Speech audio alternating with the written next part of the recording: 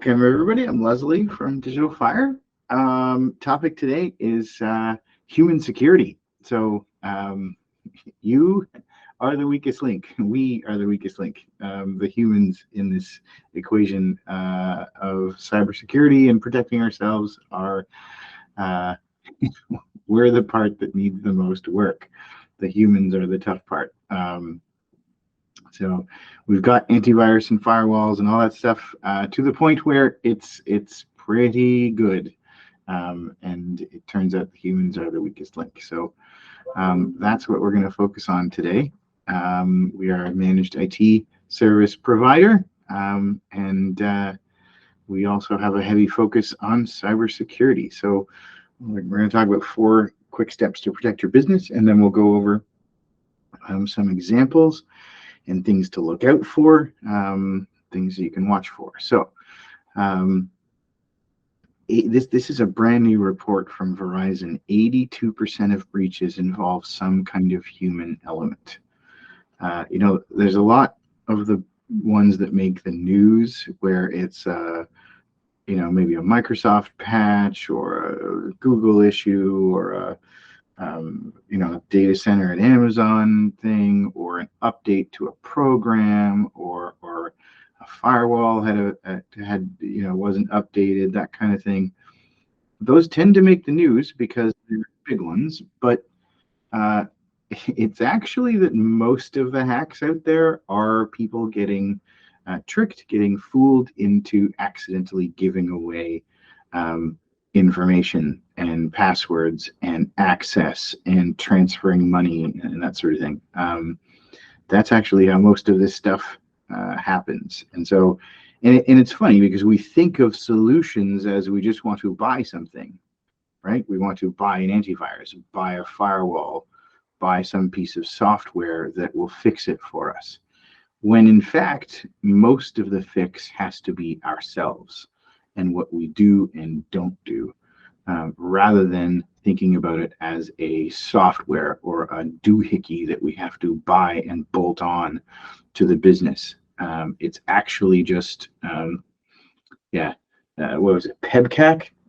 Problem exists between between keyboard and chair.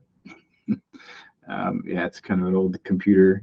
It's a PEBCAC problem where the problem exists between the keyboard and the chair, which means it's our fault as humans.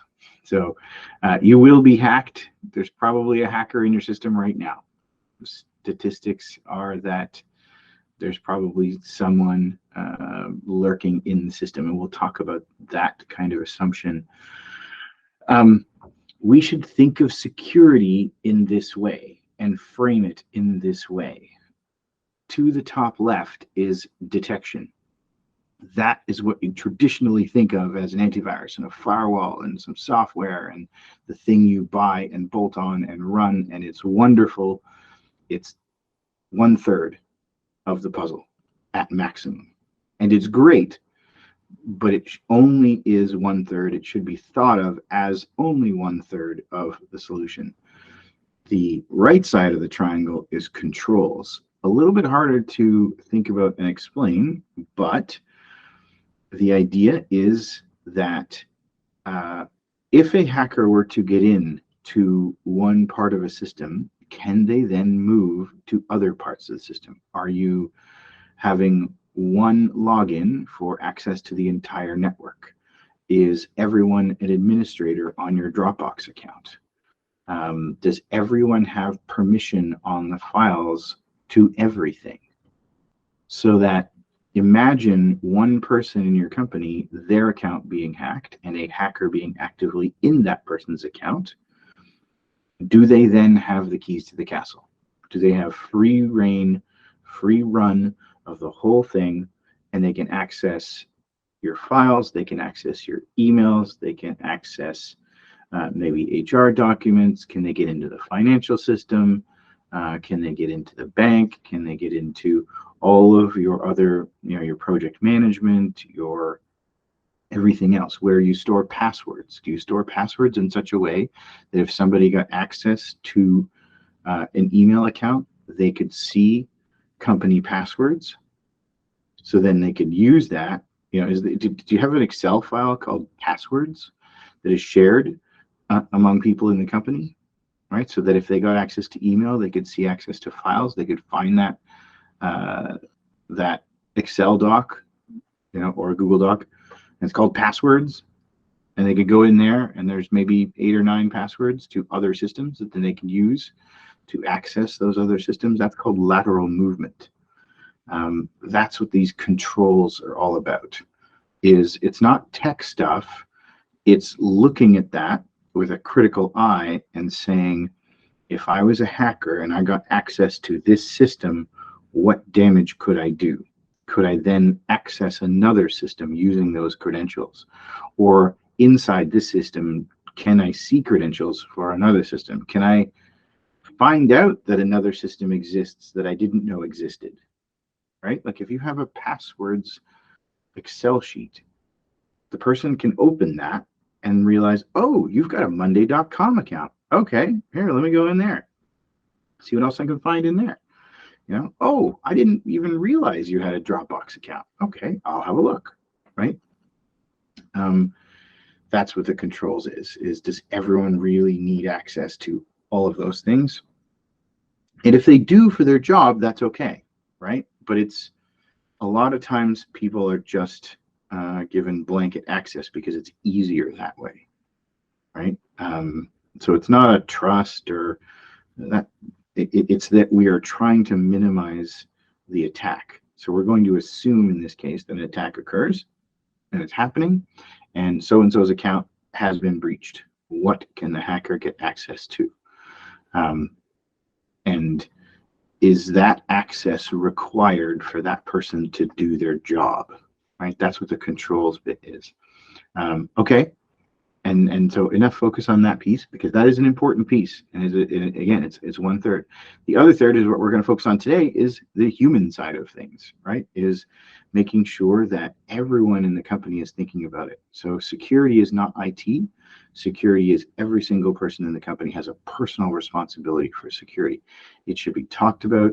And actually, let's move into there should be a culture. So there's 4 things you can do. Here we go. Number 1 is culture. It should be just so. Do we doubt that there's a customer service culture in your company? Right? Does anyone in your company really hate customers and think that we shouldn't have customers and that we should be rude to customers and we should completely ignore their requests? Customers are stupid and they're really annoying to deal with. And did anyone feel that way in your company? Right? Of course not. Or if they do, maybe they don't last very long. But it is taken for granted, right, that you have good customer service and that you think it's important, and that everyone in your company thinks it's important, and we're all working together to have a good customer experience. It's just a given. That is the level of culture we need from a cybersecurity perspective, where every single person thinks it is of the highest importance, that it is absolutely baked into everything we do, that it starts from the top and management, and everyone believes it's important. It's not inconvenient and something we have to do, and it's not annoying, and it's not terrible, and it's not getting in the way. Because that is the way people think about security a lot of the time. Is got to do this stupid thing again. And if you have that attitude to it, you will get hacked. Right? It needs to be the other way around, where you say, in order for us to be the most successful company we can be, this is the way we have to operate. We have to please our customers. We have to have good products. We have to have great customer service. We have to have super good cybersecurity. It has to be important. It has to be important to our customers. The kind of customers we want are the ones who think this is important. The kind of employees we want, the kind of contractors, the kind of people that we want to deal with are those who think this is important. That is the sort of culture we need to create, that every little detail gets looked at from a security perspective, right? Is why do we have orange colored paper in the printer? Because it helps with XYZ procedure, and it's important because it's that level of detail that we need for cybersecurity. It has to be absolutely just ingrained in everyone. That is the only way to succeed with cybersecurity. It cannot be pushing a boulder uphill, and for most organizations, that's what it is right now. Is inconvenient and expensive and a pain to deal with, and gets in the way, and something we are forced to do and have to do, and all those, that attitude is that needs to do a 180 so that it is positive and part of something that you're building so that you can have a successful company and a successful business. So yeah, have I made that one clear? That one, if you do that, you'll be so much better off and so much more successful. It's and this is a big one we're going to talk about: train staff, right? So we, continuing education units, CEUs, many industries have this. Some have more formal requirements, right? Medicine and law, and various professionals have very formal requirements for the number of hours they need to do every year for continuing education units or credits. You don't think twice about doing sales training or customer service training, or maybe going for a refresher on finance or something, or upgrading your skills. The cybersecurity should be very much a part of that. It needs to be constantly top of mind, just a regular thing that is done by everyone all the time. We don't think twice about doing women's safety training for those who work in companies where that's appropriate. It's at that level where everyone who needs to climb a ladder does the working at heights training, right? Everyone who uses a forklift does the forklift training. Everyone who uses a computer needs to do cybersecurity training. It's just at that level now, where it should be a given, and it should be part of just being able to operate a computer for a business should require cybersecurity training. And again, it's at that level, and you'll notice a theme here where I'm trying to make it so that it just becomes part of the culture and part of the everyday, and it's just a normal thing. It's not weird. It's not something that's an add-on. It's just, it's a health and safety policy, right? You have to have it. It's there. It's part of the deal, right? This concept of zero trust, this is what I was alluding to a little bit earlier, is assume there is a hacker in your system right now. Anything you send by email is a postcard. It's not an envelope, it's a postcard. That's just one example, but people can read anything you put in an email. Would you put your mortgage document, your social insurance number, your bank account information, right? How often do people email bank account information, right? Email with an attachment that has bank account information. It's very common for vendors to ask for, please fill out, here's a PDF or Word doc, please fill this out with your banking account information and send to a vendor. Would you put that on a postcard? If you were vacationing and you want to send a postcard home, would you put your bank information on that postcard so that everybody along the way could see your bank information? Because that's what you're doing when you fill out that Word doc and you put your bank account. But yeah, the vendor asked for it, they need it. Yep, because they don't know any better, or they don't have a better way to do it. And they should. So think about it. Whatever reason to log in from their desktop. Oh, sorry, I'm just going to mute that. Unless you had a question, if you had a question, let me know. But I thought it was background noise, so I'm going to mute that. So I would assume there's a hacker in your system right now. The average dwell time is 80 or so days, between 80 and 90 days.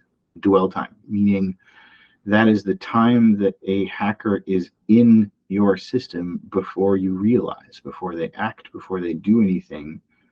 that alerts anyone of their presence. So they've been in there for nearly 3 months, and they're in watching your email. They can see the files that you save to the server or to SharePoint or to Google Drive or Dropbox, or they can see everything you have on Monday.com. They already know where you bank and what your children's names are. And I say that, and it's very scary, but that is the truth. They learn, and we'll talk about that a little bit later here, is that they develop a profile about you.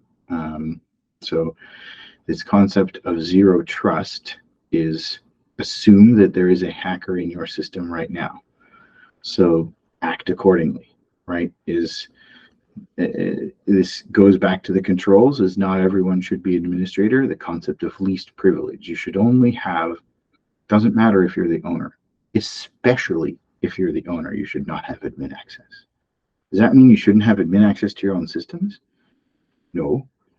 There are ways around that, meaning I'm not an administrator on my own computer, right? I mean, I'm the owner of Digital Fire, but I'm not an administrator on my own computer. None of us are. But I have a way that I can go in. I have an alternate username and password that I can use to do admin functions. And then I log out and then I log in as myself. My daily driver should not be an admin. And that's true for everyone. And I'm not taking away privileges from someone who needs admin privileges. I need admin privileges. I'm the owner, right? You likely need admin privileges for this thing or that thing. Perfectly fine. Log in when you need them as admin, log out, save that password in a secure place. That's a whole separate issue. And don't keep it in a passwords.excel file. Trust no one. And we'll talk about things like text messages and voice recordings or even phone conversations. AI has just made this extremely more difficult to tell. And we can talk about that as well, but trust no one. Vendors. So this is the other one, is talk to vendors, ask vendors about their cybersecurity policies, and they will be asking you. You ask your vendors, and your customers will be asking you, because you're their vendor, right? About because companies interface with each other. They send files back and forth. They have regular interactions. So that company is a risk to you. We'll talk about some of the interesting examples of hacks that come out of these, where hackers will try to get to, they get into one company and they use that to jump to the other company because of the relationship, because they've been in there for 80 plus days. They can see who you email, who you transfer money to, who you send invoices to, who you do business with on a regular basis. They know what those people's names are. They know what the companies are. They know the size and type of transactions that you have between you.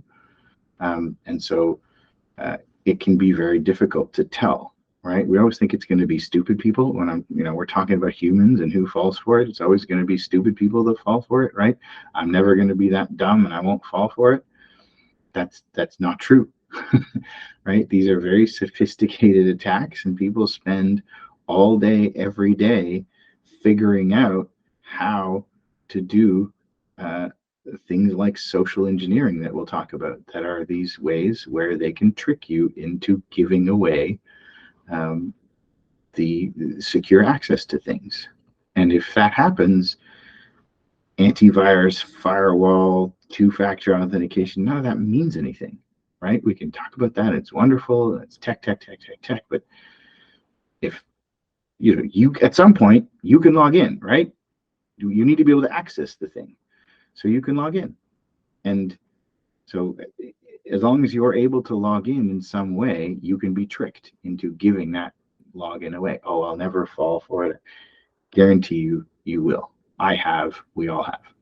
And I'm in the business, right? We do these webinars, we do security consulting.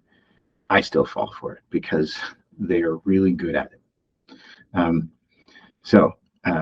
just a quick recap: culture, staff training, zero trust, vendor security. Those are 4 things you can do in your business today to make yourself more secure and to try to address and make better the human cybersecurity side of things, right? So humans interacting with each other and vendors and suppliers.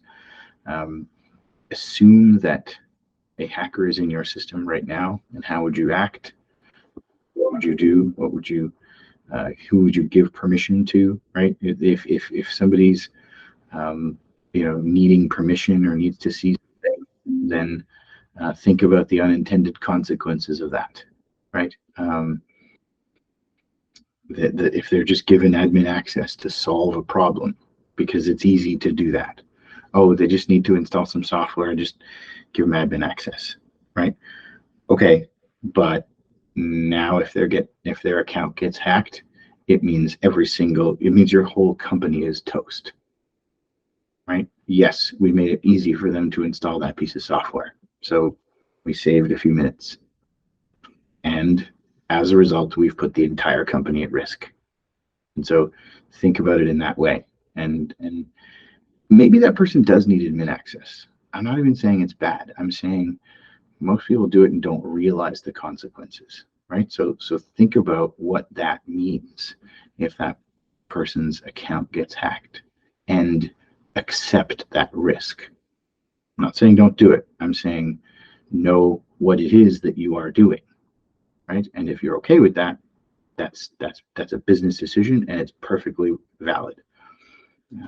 So there are some security standards, right? So we've heard of ISO 9001. That's you don't have to know what that standard is to know that it's some sort of manufacturing quality control type standard, right? And I don't profess to be an expert on ISO 9001, but you can get an idea to say, well, I like that the company I'm dealing with is aligned to that, and they have that certification, so it means something to me, even though I don't know what it is. So CIS is one type of standard. NIST is the other one that are big, and there are a bunch. There's SOC 2, there's CMMC, there's ISO has their own version of it as well.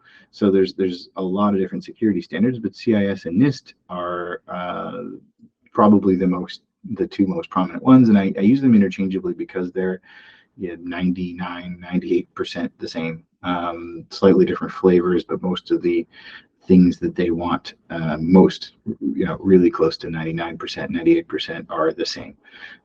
So there's an idea of some of the things that are talked about in CIS, because CIS tends to be a more practical one. NIST is very good too, but this particular slide is from NIST. Just an idea about, and then there's 3 parts to each control. Is it on? Is it automated? And then how often do you report on it? So there's an auditing portion. So is it do you have 2-factor authentication on? Do you have complex passwords? Is it automated? Is it impossible to make a user so that their password is not complex? Said that in a complicated way, sorry. When you make a new user, is there a rule about how complex their password must be, so that you're not able to make a password that says ABC123? It's not allowed, right? So is that rule on? So you've gone through and made sure everybody's passwords are complicated.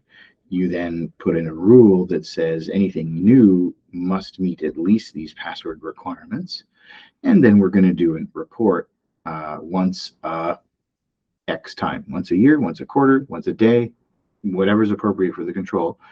I'm going to report on it and make sure that we do have complex passwords, right? So that's one question. There's nearly 300 questions. So you go through those 3 levels for each question. There's the information on NIST. And then here's a slide of what sort of NIST looks like. It's got a fancy color coding. So it's got these sections where you identify the risk, then you protect against the risk, you then detect the risk, then boom, there's an incident that happens there. You then respond to the incident, and then you recover from the incident.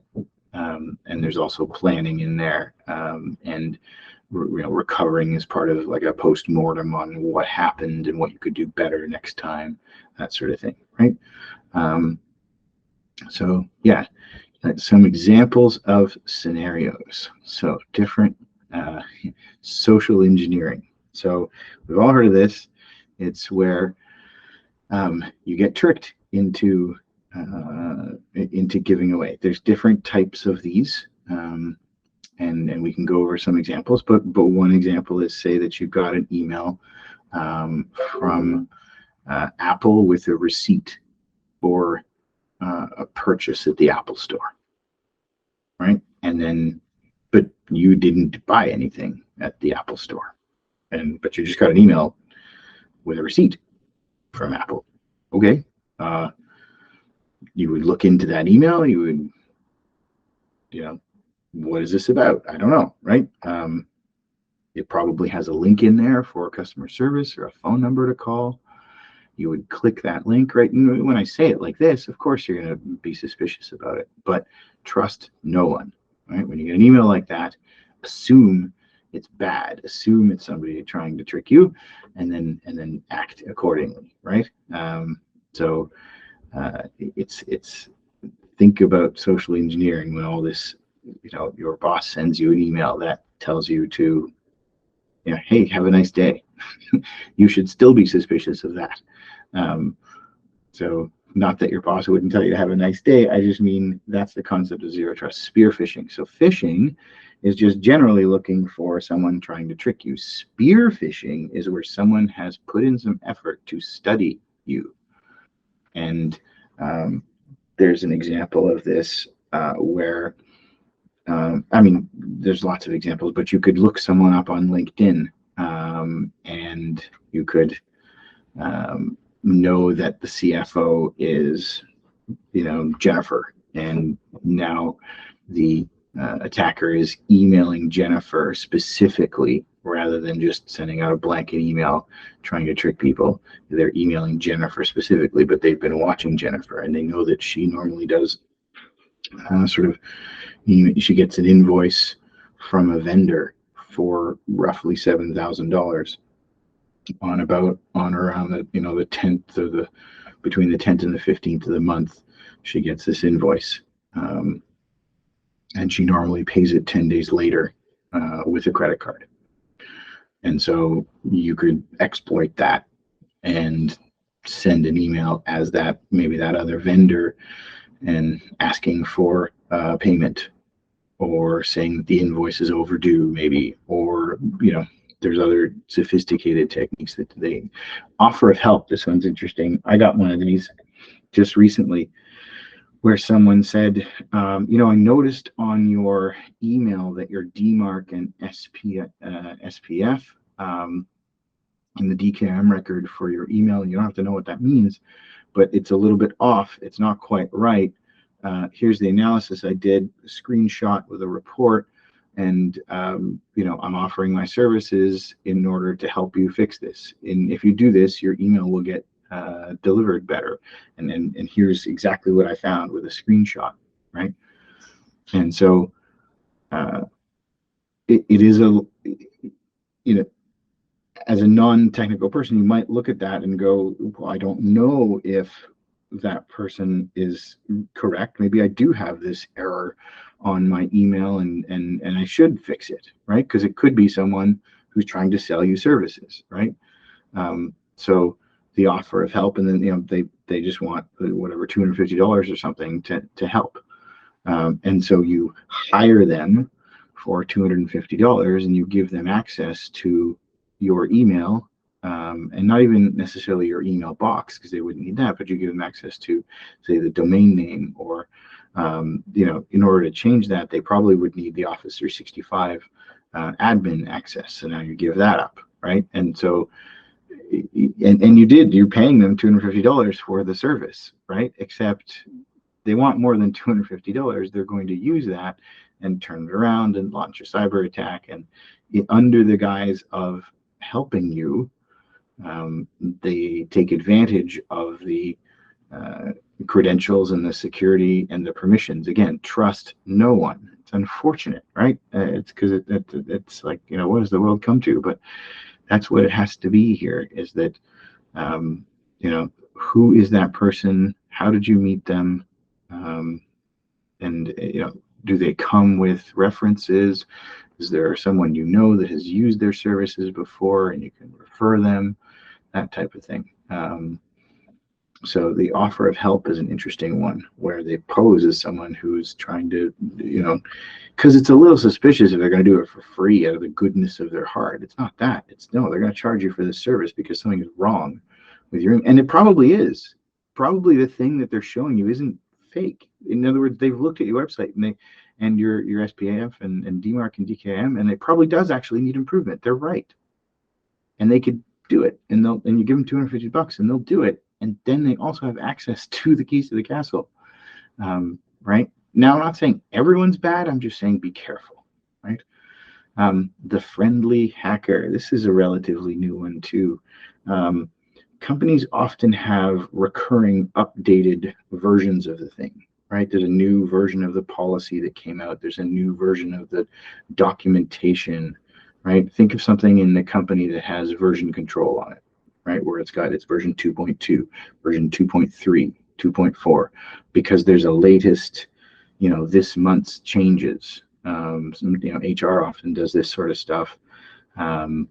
But lots of companies and lots of departments do it where there's just a version of a new document, right? So a hacker can look that up and then release a new version. So they send an email that comes from the same place it always, hey, there's a new version of this policy document.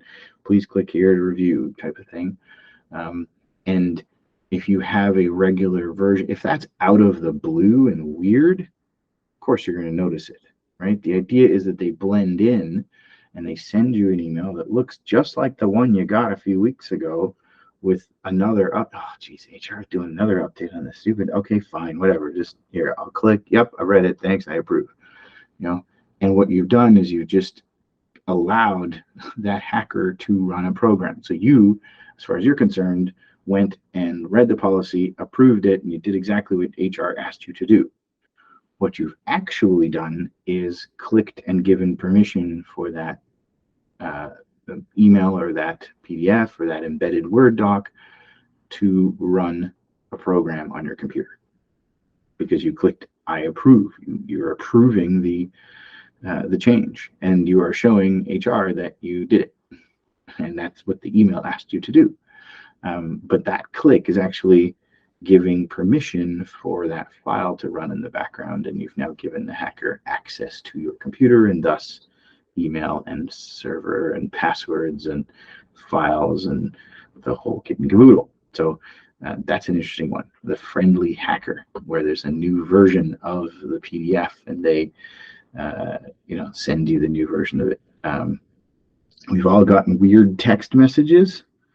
How many people get Interac email money transfers, and then you get a text message notification, right? The person that sends it can check off a box saying notify the person by text and put in your phone number, and then you get a text message from Interac saying that there's here's a deposit for you, right?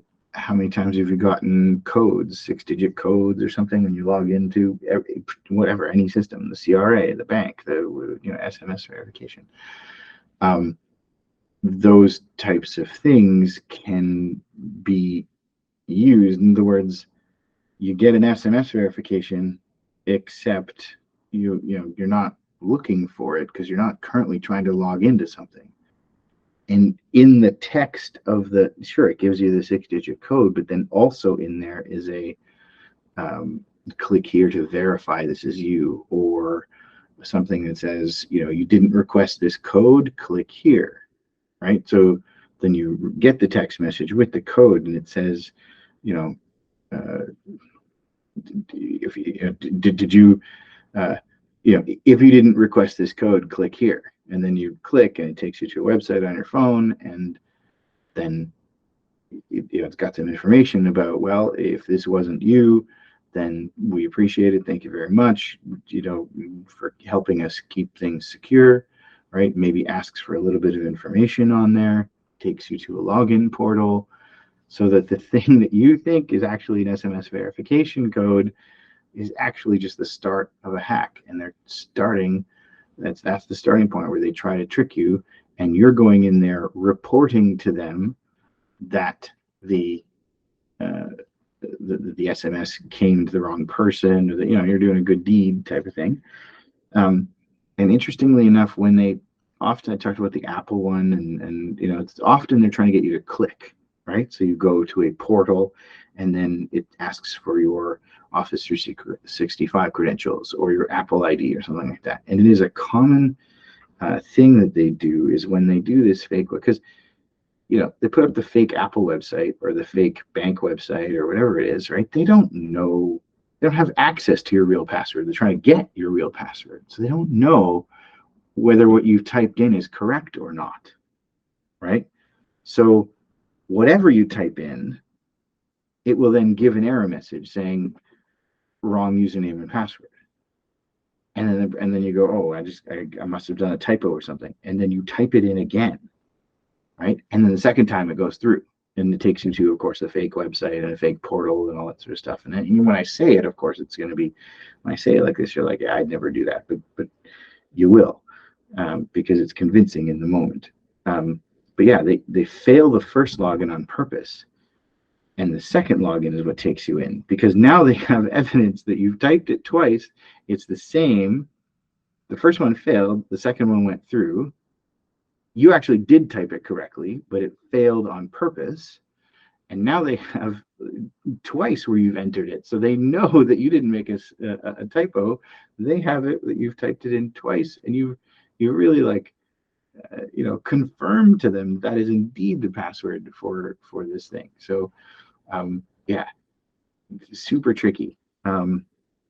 This is an interesting one. If you find a USB stick, leave it. Don't pick it up or destroy it or something. Or this is, yeah. So this was actually done. The parking lot of a business in California, and a few USB sticks were just randomly dropped. And there's such a thing called a CyberDuck USB stick. You can Google that and see what it looks like. But it looks like a regular USB stick, except that when you plug it into the computer, it's a keyboard that types 1,000 words per minute. To the computer, it's not a USB stick, it's a keyboard. And it can sit there and run programs, and 1,000 words per minute is really fast. So it can do a lot of things very quickly. And it can run all these commands, and you think it's a USB stick. Your computer, though, that detects it as a keyboard, as an input device that then gets to run commands. And that's pretty different than the way a USB stick is treated for file storage. So that's an interesting one, where it's a physical thing, where things are dropped in the parking lot. And then someone picks it up and goes, oh, it's a free USB stick. I could use this. It's great. 32 gig stick. Someone lost it. Their loss, my gain. That's great. And then you start using it, and you're inadvertently giving hackers access. This is the one that, for AI, makes this one a lot more complicated. There was one where it was a UK energy company, and they received the finance person received a phone call from their boss, and it was a phone call, came from the right number. And I mean, how many times have they spoken to their boss? Lots, right? It was a deep fake of someone that sounded exactly like their boss. They had done their research, they had figured it out. It was very much targeted to sound like this person on the phone. And it came from the right, because you can fake caller ID. It came from the right caller ID. It sounded like they were speaking to the person that they always spoke to. And so that took a lot of research to figure out how that person speaks, to not say weird things, to be in line with the way that person speaks and their accent and their right. This is hard to do, but they ended up transferring 243,000. It says dollars, but it could be pounds. I don't know, but a lot of money, because because the CEO instructed the CFO to do so over the phone. It's not like they hadn't spoken before, right? But it was a deep fake. So trust no one. So how do you mitigate against this, right? Is, do a confirmation by another means, right? So you just spoke to your boss on the phone and they asked you to transfer, maybe it's not $240,000, maybe they asked you to transfer $6,000 to a new vendor, right? Then or a new supplier or something like that, right? Then okay, you know, you just you hang up the phone, you open an email, hi Steph, just confirming our last conversation that you wanted me to transfer $6,000 to Acme Company. Thanks very much, right? And this goes back to the culture where Stephanie should not be upset that you're sending that. She should look at that and go, I'm so happy that we're having this security culture and that we have this second step that makes us more secure and better off, and ultimately will make more money. Even though maybe it's an extra step right now, ultimately this makes us a better organization. I mean, you have that culture. And Stephanie just does a quick reply, yep, thanks very much. Good job, Steve. Thanks. Right now, Steve knows that it was actually Stephanie he was speaking to, right? And that's an opportunity for Stephanie to say, what are you talking about, Steve? 6,000 to who? Right? Except that he just talked to Stephanie 5 minutes ago on the phone. So if she sends back an email saying, what are you talking about? $6,000 to who? Right? Then it's an opportunity to catch that. So there should always be some second type of verification using a different medium, right? So if you got a phone call, use an email. If you got an email, use a phone call, text message, Zoom, remote, whatever. Verify it in some secondary way. This was an interesting one. And there's a person who's being actually sentenced in the UK for this in a few weeks, where it was from a few years ago, 2018, I think, 2017. It was a ransomware attack. Hackers demanding money, that sort of thing, on a company. It was actual ransomware attack. The IT person inside the company modified the request, modified the wallet where the money was going to go, and redirected the funds. So they were going to pay. Now, in the end, they didn't end up paying it and that sort of thing, but they were going to pay the ransom to the hackers. But someone inside the company redirected that, so the ransom, instead of being paid to the hackers, would then be paid to that person. And again, they're being sentenced and going to jail for some period of time. So, and there's several charges, etc. I don't know all the details, but it's a double attack where not only were they ransomware, but their internal employee, and apparently he did act alone, was trying to redirect the funds that were going to be sent to the hackers as ransom. He was redirecting that to himself. Interesting one there. Another one of those where it's a double and a triple type of thing is that it's common. It used to be they encrypt everything, they hold your files for ransom, and then they want money. And that's the first version. The second version that is much more common now is that they want that it's extortion, meaning they will give you the files back if you pay us money, and then the next bit is, if you don't give us money, we're going to release these publicly, right? Inside drawing has happened to Apple because one of their suppliers got hacked. And they were threatening to release the hardware specifications of the latest iPhone or whatever it was. I think it was an iPhone as opposed to, or it could have been the MacBook.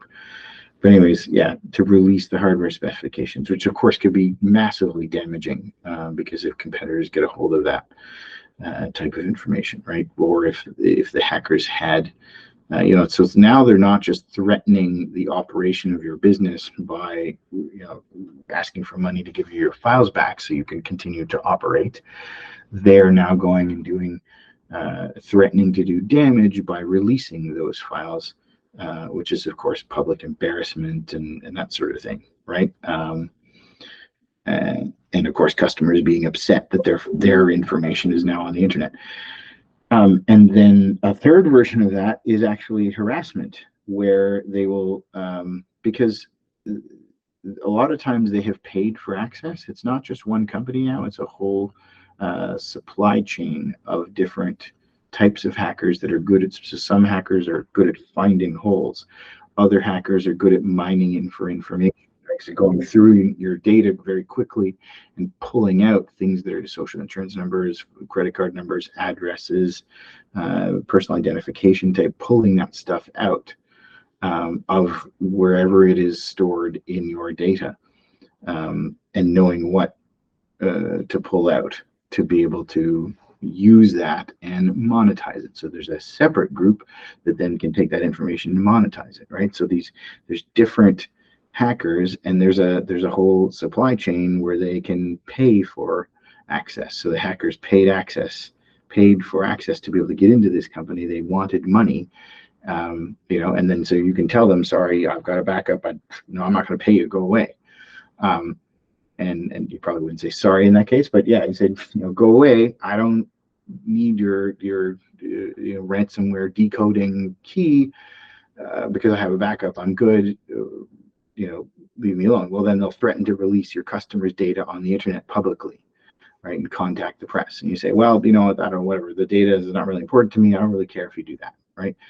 Third is they will launch a denial of service attack. So they will take down your website. Then this happened to, so it was a colleague of ours, and anyways, it was in Winnipeg. They called in a bomb threat on the buildings, and so Winnipeg police SWAT team showed up. They were harassing people, texting people who worked there. Their children on their cell phones were getting text messages with harassment messages or negative messages. They made the people's life hell. So it's this double and triple type of attacks where they're doing more and more and more. In the end, they didn't need the ransomware code. They didn't, but the insurance companies still end up paying.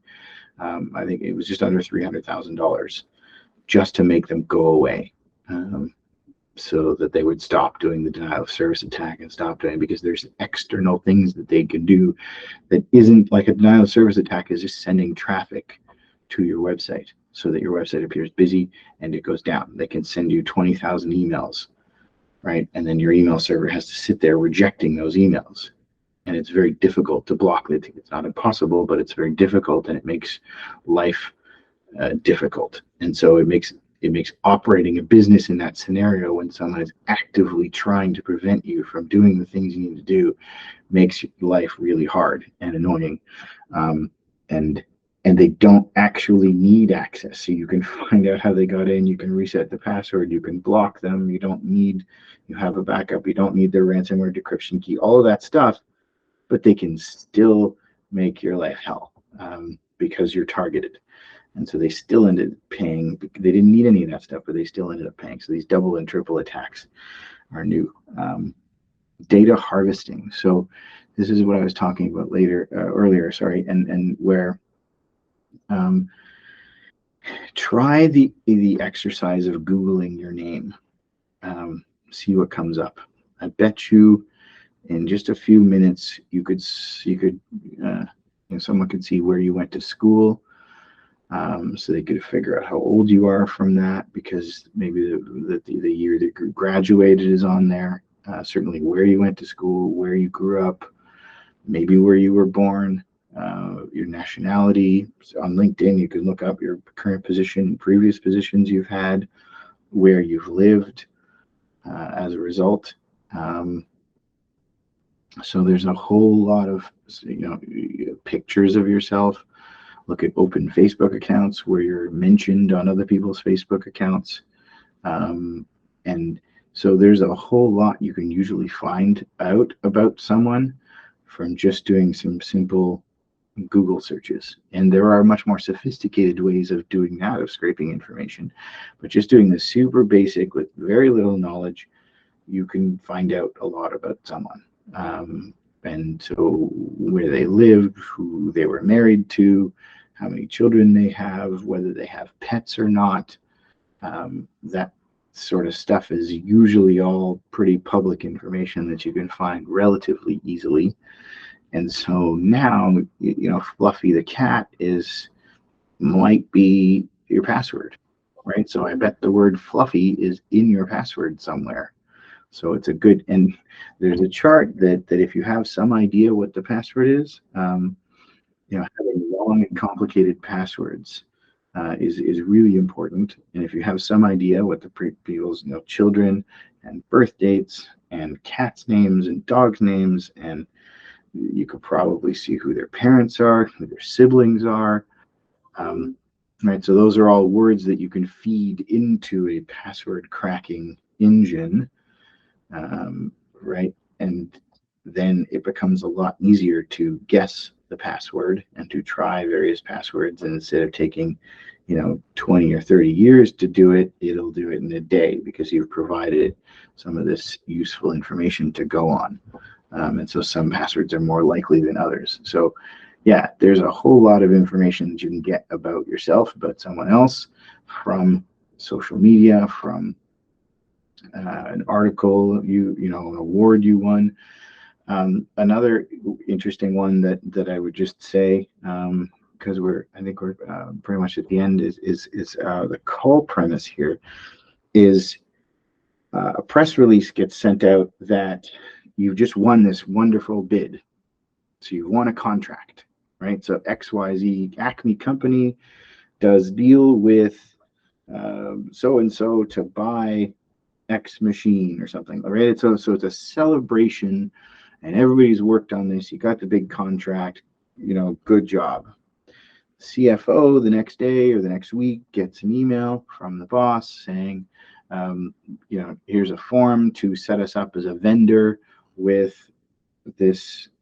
We won the contract for Globe X, and so here's a form from Globe X. I'd like to introduce you to Tiffany at Globe X, right? Except that Tiffany at Globe X is one tiny letter, like a little lowercase I or something. It's the domain is off by one letter. So you're just being introduced to this because there was a press release about this. So now everybody knows that it's happening and it's new for everyone. So the hackers can see that as well, that it's new. And so, okay, here's an email from your boss, except it's not from your boss, it's someone impersonating your boss. But obviously when I say that, it's easy to spot. And they're going to tell you to fill out this form and send banking information to Tiffany, right? And then Tiffany is from GlobeX, and it's actually just one letter off from GlobeX. But this is a new deal, and you want to look good, and your boss is telling you to do it, and so you reply to that email, and then Tiffany replies, and it's you're going back and forth, and then they send you've sent them banking information so that they can pay you. But then there's some other, like it's a two-way thing. So Tiffany sends you an initial invoice for something, and weeks go by, and then you end up paying, etc. And because that's how easily it happens, is that there's public information about you, about your company, about your staff that is out there, and they can use all of that information in human and social engineering. And so what do you do about this? So it's those four things, but the zero trust, right, is I'm not going to be able to give you enough examples to train on every single one. It's that you should be suspicious, and you should double check, be sure of where you're sending it, who you're sending it to, make sure that they've received it. Use a different medium. If it's by email, then phone them, right, and say, I just got this email from you asking for bank information. And yeah, that is a pain in the butt. It's more work. And that's why I say the culture of security needs to be part of it, because it needs to be that that's just the way we operate. You would never handle hazardous equipment without having safety glasses on, because if the thing splashes in your eyes, you'll go blind. So you should never handle a computer without doing some of this cybersecurity stuff, because it can destroy your business. It's that level that we need to be at for training ourselves, right? Is we do need to put in firewalls and all that sort of stuff, and the tech. But we need to train ourselves as the weakest link, because right now it is the weakest link, because we've done a pretty good job on firewalls and AI and antivirus and XDR and EDR and all the just fancy tech stuff that we can do. We're not nearly as good at the other two, the controls, and then the stuff we focused on today is the human side of things. So, yeah, we're right up at 1 o'clock, but I'll throw up a couple more slides. What should you do if a breach occurs? Do not sweep it under the rug. Make sure there's a culture as part of that cybersecurity culture to have people be okay with telling it, and they don't think that they're going to get fired for saying that there's a security incident going on, right? You got to know this right away. The sooner you know, the better it is, and the less damage will be done. So don't sweep it under the rug. Have a culture of reporting it and working together to improve our security. It's not the stupid people that fall for it, right? Yeah, some tips here on what to do if a breach occurs. Don't necessarily reboot, turn everything off, or that's really you can unplug from the internet, but don't turn it off, because you kill the logs. So there's things about contacting. When do you need to contact people? There's some rules and some guidance from the Privacy Commissioner of Canada around this, of when you need to contact people. So yeah, and so that's it. So human cybersecurity, and we are the weakest link. Digital Fire, we're an IT department. This is stuff we can help with. So yeah, that's Leslie from Digital Fire, and yeah, we can do a pen test and some security consulting too, if you're interested. So thank you everybody for listening, and yeah, it's right at 1 o'clock, so I'll end it there. But if you do want, if anybody does have questions, we'll leave it at that. But I can stay to answer a couple more questions if anybody does want.